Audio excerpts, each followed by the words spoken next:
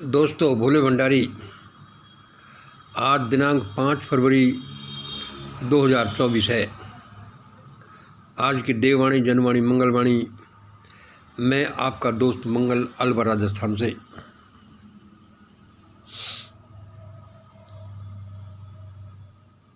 दोस्तों, आज जो मैं आपको बात कहने जा रहा हूँ, यह बड़ी भयानक सी बात लगेगी, लेकिन यह बात 100% सही होगी। दूसरे क्या है कि ये बात कितनी ही भयानक लगे, लेकिन ये बहुत कल्याणकारी चीज़ है, इसलिए मैं कह रहा हूँ इसको। भाई कहो, क्या बात कहना चाह रहे हो। और इस बात की हिम्मत कोई वैसे नहीं कर सकता। मेरे को भी दशकों हो गए, कई दशक हो गए, मैं जानता हूँ कि ये होगा और ऐसा कहना चाहिए, लेकिन कोई हिम्मत नहीं कर सकता। मैं भी बड़ी मुश्किल से अब आपको ये हिम्मत कर रहा हूँ, क्योंकि सबके कल्याणार्थ है और ऐसा होगा। और दूसरे, इसमें कोई डिवाइन मैसेज ही नहीं, डिवाइन मैसेज भी है और ये फिजिकल प्लेन का रिजल्टेंट भी है। सुनिए मैं क्या कह रहा हूँ। आडवाणी को भारत रत्न देने की घोषणा कर दी गई। हाँ भाई, कर दी गई। किस आधार पर कर दी गई? असल में तो आप देखोगे कि जो कोई भी किसी चीज़ के लिए आधार चाहिए, यहाँ पर वो आधार ही नहीं मिलता। आधार ही नहीं मिलता। हाँ भाई, आधार एक तो मिल गया। क्या मिला? इसका एक आधार है मंदिर मार्केट टेक्नोलॉजी। भाई उसकी वजह से ये आडवाणी को घोषणा की गई है। हम हर एक शब्द के पीछे नहीं पड़ेंगे, हमें जो मेन चीज़ कहनी है वह आप सुनिएगा। इसका आधार है मंदिर मार्केट टेक्नोलॉजी। मंदिर मार्केट टेक्नोलॉजी क्या है भाई? मंदिर मार्केट मंदिर के लिए और मंदिर मार्केट के लिए। तुम्हारे पास कुछ रहे, मेरे पास कुछ रहे, एक और एक मिलकर 11 और पूरा चीज़ अपने कब्जे में। अच्छा, तो आज मैं ये जो शब्द कह रहा हूँ, ये असल में तो करोड़ों लोगों की जान बचाने के लिए कह रहा हूँ। मेरे अनुसार तो कम से कम ऐसा ही है। आपको, किसी को भी, बहुतों को ये बुरा भी लग सकता है कि यह जो गलत बात बयानी कर रहा है, और ये इसलिए कर रहा है। वह क्या है कि आडवाणी ने क्या एक ही काम किया? अयोध्या में राम मंदिर बनाने के लिए रथ यात्रा निकाली, जिसकी वजह से कितने ही 100 लोग मर गए। चलो, राम मंदिर बना।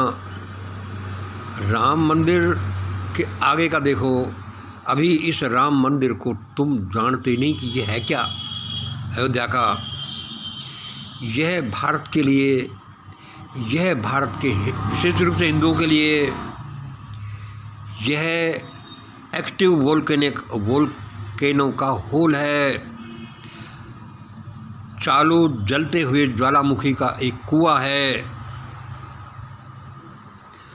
समस्त भारतीयों के लिए। और अब आगे की बात सुनिए। देखो, मैं पहले कह चुका हूँ कि ये मेरे डिवाइन मैसेजेज होते हैं, और मैं जो कहता हूँ, जो सबके भले भले के लिए कहता हूँ, चाहे वो कितना भी बुरा क्यों न लगे। और तब कहता हूँ जब उसका समय आ जाता है। राम मंदिर का बड़ा सेलिब्रेशन चल रहा है, लेकिन नोट करो, भविष्यवाणी नोट करो, कि भारत में एक भी हिंदू मंदिर नहीं बचने वाला। आप कहोगे यार क्या कह रहा है, भारत में यह राम मंदिर तो क्या, एक भी हिंदू मंदिर नहीं बचने वाला। सारे हिंदू मंदिर पहले खंडहर में बदल जाएंगे, फिर भूतखाना में बदल जाएंगे, फिर वो डिमोलिश हो जाएंगे। उनका इतना सा भी दया नहीं की जाएगी कि भाई इतना पैसे का मैं स्ट्रक्चर खड़ा हुआ तो इसको तो और काम में ले लो। नहीं, उनकी नामो निशान ही नष्ट किया जाएगा।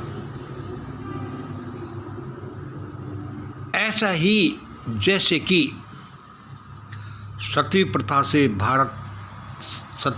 भारत से विलोप हो गई, ऐसा नहीं के लिए भाई कुछ तो उसका चिन्ह छोड़ दो।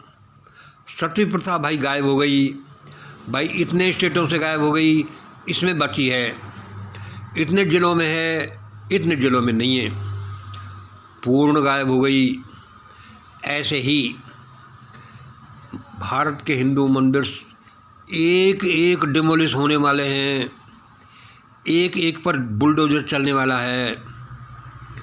क्यों भाई, क्योंकि डिटेल में मैं ज़्यादा नहीं जाऊंगा, क्योंकि भारत का नुकसान ही इन मंदिरों ने किया है, इस मंदिर मस्जिद टेक्नोलॉजी ने किया है।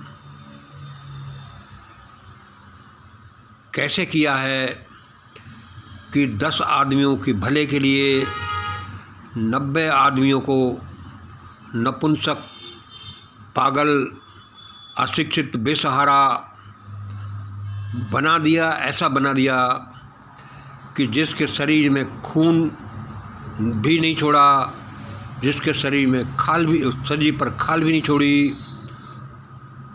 90-80% लोगों को जिन्होंने कंकाल बना दिया, वे क्या थे? वे ये मंदिर थे, भारत के हिंदू मंदिर। ये भारत की MM टेक्नोलॉजी थी। अभी लोगों को पता नहीं है कि क्या होने वाला है। लोग मस्ती में घूम रहे हैं, लेकिन होने वाला तो यह है जो मैं कह रहा हूँ। और इतना ही नहीं,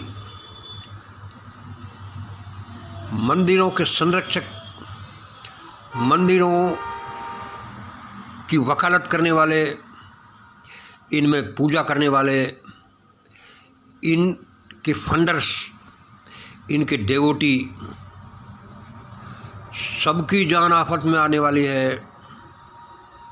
इसे कोई नहीं रोक सकता। सबसे पहले इन मंदिर टेक्नोलॉजी के संरक्षक, इन 4 शंकराचार्यों की, उसके बाद सारे ही इन हिंदू मंदिरों के पुजारियों की, उसके बाद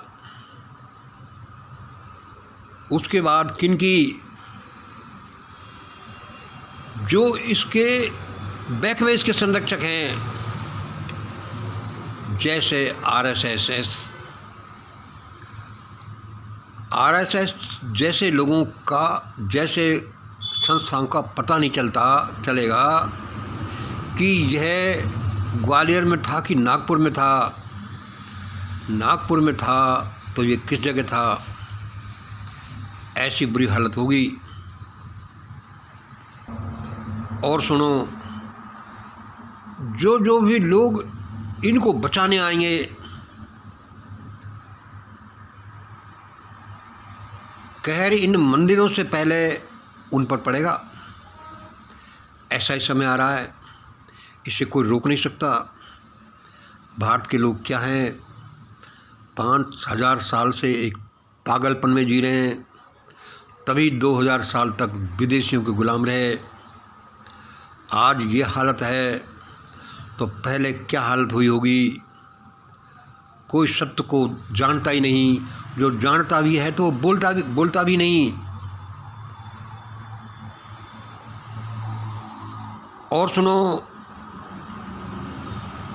ऐसा बवंडर मचेगा कि मंदिर तो बचाए ही नहीं जा सकते, लेकिन चारों शंकराचार्य, लाखों पुजारी, 5 लाख आरएसएस के प्रचारक और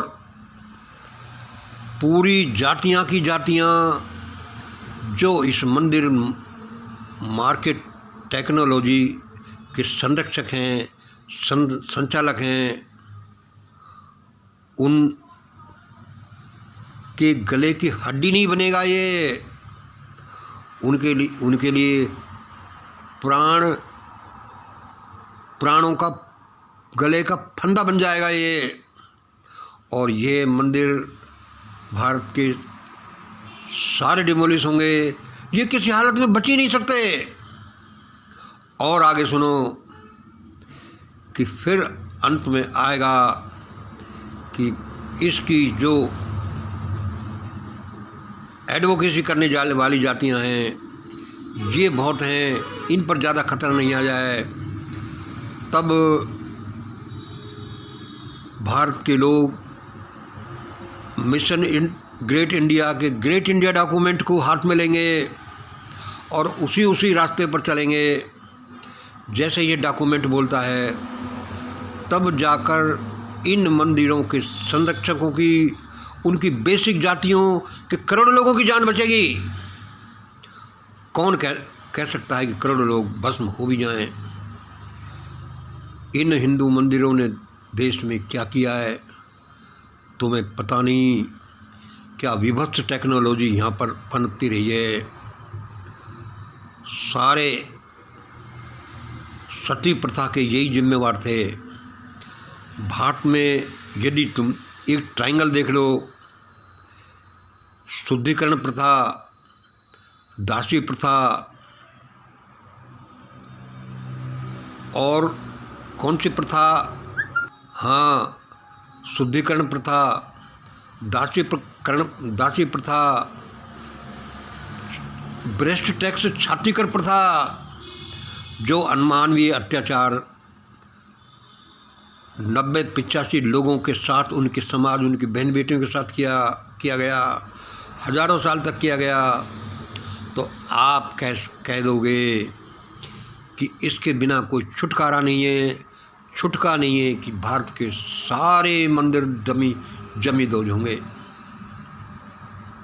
अभी इनको पता नहीं है, मोदी जैसे लोगों को, भागवत जैसे लोगों को, कि भविष्य के गर्भ में क्या पल रहा है, उस डिवाइन माइंड में, उस डिवाइन प्लेन में क्या हो रहा है। उछल कूद मचा रहे हैं, खूब लूटा पाटी कर रहे हैं, असहाय जनता खड़ी खड़ी टुकर देख रही है। लेकिन आखिरकार होना ऐसा ही है जैसे ये मंगल बोल रहा है। मान लिया मैं ओल्ड एज आदमी हूँ तो क्या है, सबको एक दिन ओल्ड एज होना है। मैं बड़े शुद्ध भावना से बोल रहा हूँ। मेरे ये बोलने का अर्थ लोगों को जागरूक करना है, करोड़ों लोगों के प्राण बचाने हैं। और यदि इन शब्दों को रिजेक्ट किया गया तो प्राण नहीं बचेंगे। इसलिए अज्ञानी लोगों, अनपढ़ लोगों, बेवकूफ़ लोगों, क्या तुमने आडवाणी को भारत रत्न दिया है? आडवाणी ने एक ही काम किया, मंदिर के लिए रथ यात्रा निकालकर कितने 100 लोगों को मरवा दिया। और वह एक ऐसा एक्टिव वोल्केनो बना दिया जिसमें करोड़ों हिंदू भस्म हो जाएं, कोई पता नहीं। उस एक्टिव वोल्केनो वेल में गिर करके, और यदि लोग नहीं समझे तो मरेंगे। फिर सुन लो, वह सारे मंदिर डिमोलिश होंगे। और यही देश के हित में है, यही मानवता के हित में है, क्योंकि होना तो यही है।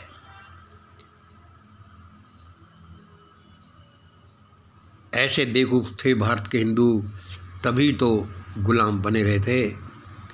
तभी तो ये शंकराचार्य कहते हैं कि देखो हम बड़े धर्मगुरु हैं। अरे तुमने काहे का धर्मगुरुपना निभाया है?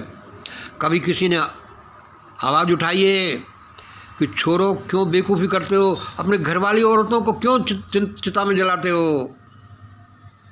किसी ने आवाज़ उठाइए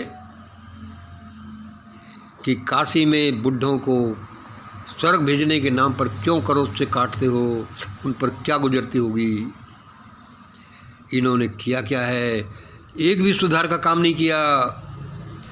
किसी ने आवाज़ उठाइए कि सबको शिक्षित करो, सबको सबल बनने दो, बाहर के कोई आक्रमणकारी आए जिससे कि सभी सबल बन करके और उनका मुकाबला कर सकें।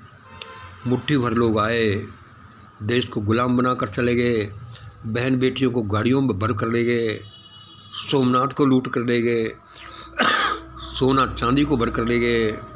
लेकिन किसी धर्मगुरु ने ये नहीं कहा कि हमें ऐसा करना चाहिए। उल्टी खोपड़ी, और कहते हैं बड़े धर्मगुरु है। अरे काय के धर्मगुरु है, अभी देखते जाओ होता है क्या। यही होगा।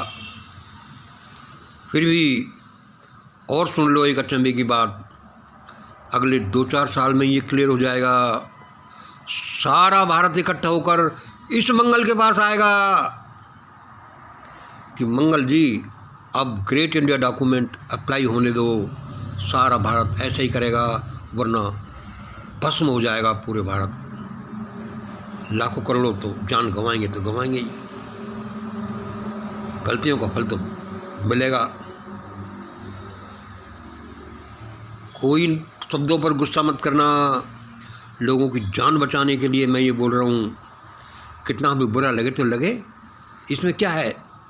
आज इतना ही। जय हिंद, जय भारत।